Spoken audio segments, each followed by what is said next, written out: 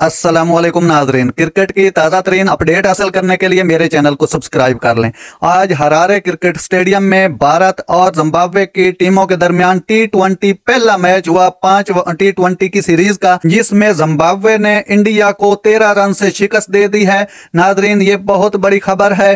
Zimbabwe की third class team ने India जैसी वर्ल्ड चैंपियन को 13 रन से शिकस्त दे दी है। ये याद रखें कि वर्ल्ड कप के बाद भारतीय टीम का ये पहला T20 मैच था जिसमें थर्ड क्लास टीम से इंडिया ये मैच हार चुका है।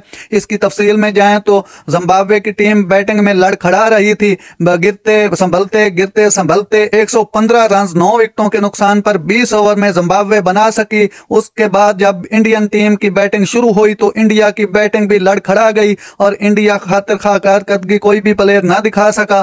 तो सिकंदर रजा भट्ट जो थे, उन्होंने बैटिंग में भी 17 रन बनाए थे और 3 खिलाड़ियों को भी आउट किया था। तो जिम्बाब्वेन टीम का कप्तान भी है और मैन ऑफ द मैच लेने में कामयाब हुआ।